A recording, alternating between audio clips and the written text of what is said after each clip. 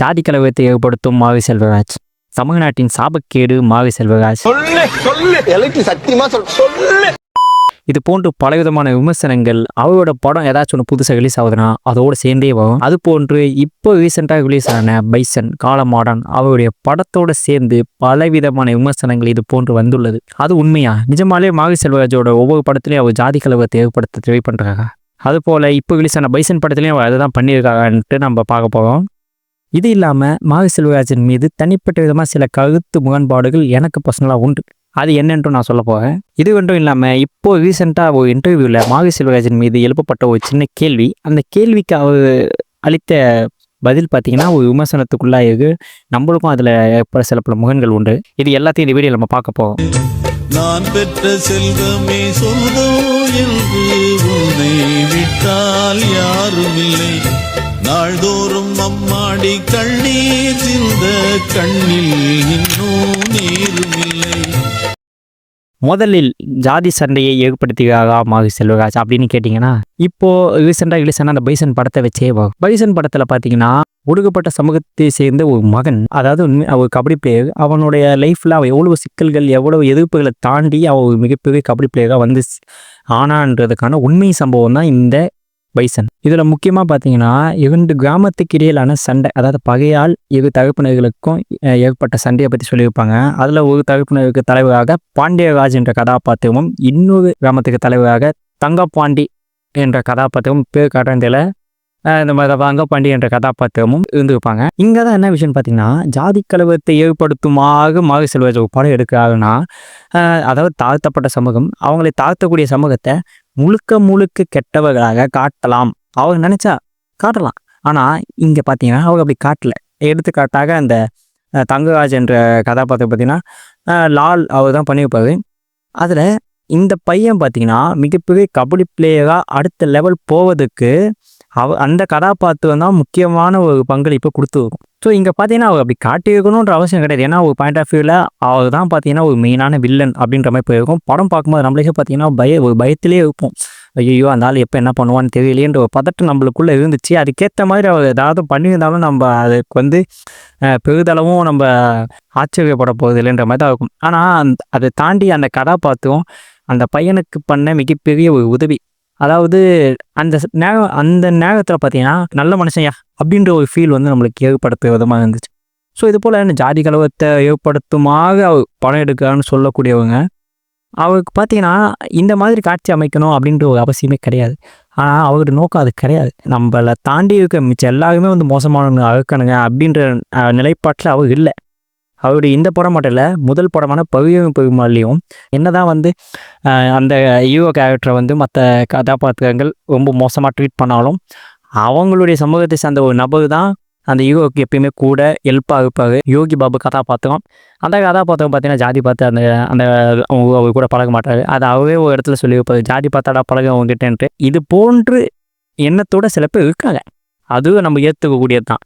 அதாவது இந்த காலத்தில் பார்த்தீங்கன்னா இருப்பா ஜாதி பார்க்க, இந்த காலத்தில் இல்லைப்பா அதே தான் அந்த காலம் இருந்துருக்கும், அது இன்னும் எடுத்துகிட்டு வந்து இந்த காலம் இப்படி தான் இருக்காங்கன்ற மாதிரி நல்லவங்களையும் மறுபடியும் இது மாதிரி தான் இருக்காங்கன்னு சொல்லி அவங்க மைண்டையும் மாற்றுக்காது அப்படின்ற மாதிரி நான் இப்போ சொல்கிறேங்க. ஆனால் அப்படி கிடையாது. இன்னும் பார்த்தீங்கன்னா இந்த காலத்தில் 2025 இன்னும் பல ஊருக்களில் இந்த மாதிரி விஷயங்கள் நடந்து கொண்டு தான் உள்ளது.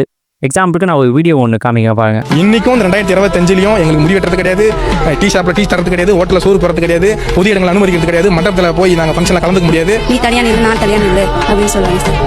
நீங்களாம் வந்தீங்கன்னா உங்களுக்கு தனி டேபிள் போட்டு வெளியே உட்கார சொல்லியிருக்காங்க.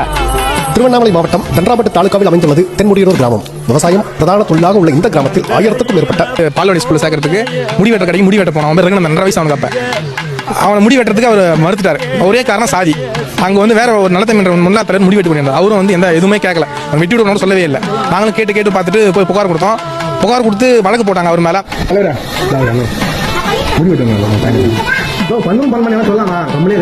முடிவெட்ட மறுப்பது தொடர்பாக தண்டராம்பட்டு காவல் நிலையத்தில் 2024ஆம் ஆண்டு மே மாதம் சத்தியசீலன் புகார் அளித்தார். அதன் பேரில் SC/ST வன்கொடுமை தடுப்பு சட்டம் உட்பட 2 பிரிவுகளில் காவல்துறை வழக்கு. அதாவது நீங்கள் பார்த்த அந்த வீடியோ வந்து திருவண்ணாமலை மாவட்டமாக சம்திங் நினைக்கிறேன். ஊருக்கு நான் நான் பார்த்ததுக்கும் அப்படி தான் இருந்துச்சு. தப்பாக இருந்தால் நினச்சிக்கோங்க. ஆனால் பார்த்தீங்கன்னா அது நம்ம தமிழ்நாட்டில் ஒரு இடத்துல தான் நடக்குது. அது இப்போ ரீசெண்டாக எடுக்கப்பட்ட வீடியோ தான். இப்போ தான் அது இன்ஸ்டாகிராமில் பார்த்தீங்கன்னா ட்ரெண்ட் ஆகிட்டு இருக்குது. 2025 அவங்க அது போன்ற பலவிதமான சிக்கல்களை அவங்க ஊரில் அவங்க ஃபேஸ் பண்ணிட்டு இருக்காங்க.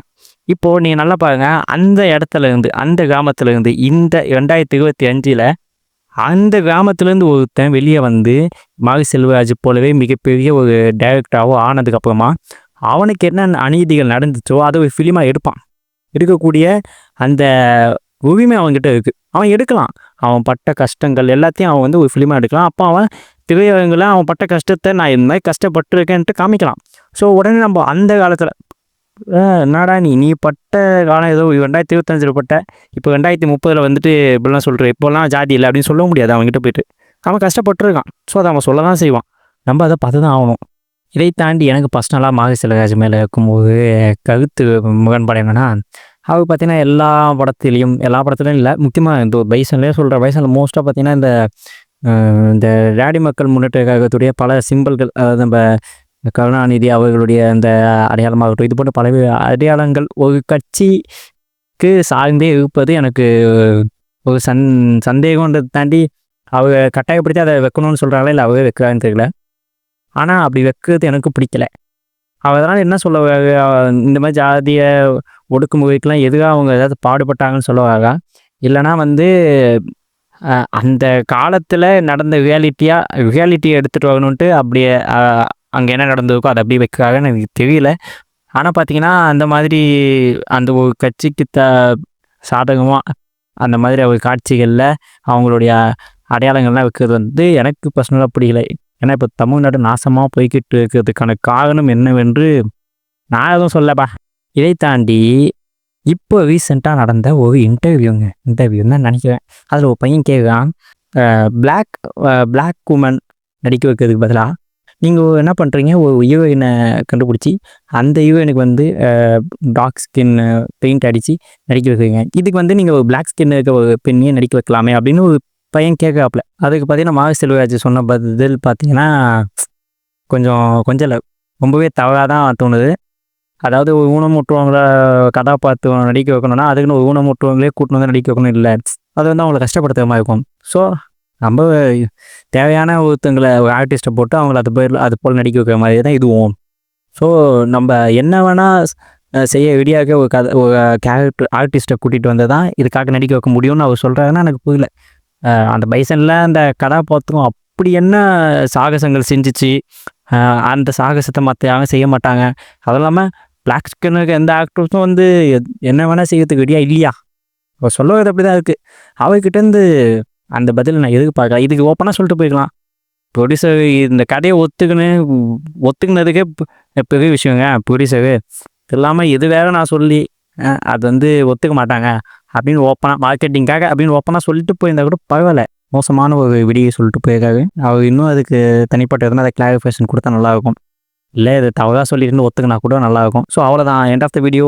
இது போன்ற இப்போ பலவித வதந்திகளும் இல்லை, அவர் படம் ரிலீஸ் ஆகும் போதெல்லாம் இது போல் சில விஷயங்கள் சொல்லிட்டு இருக்காங்க. நம்மளுமே சில கருத்து முன்பு இந்த மாதிரி சில விஷயங்கள் இருந்துச்சு, அதை சொல்வதற்காக தான் இந்த வீடியோ.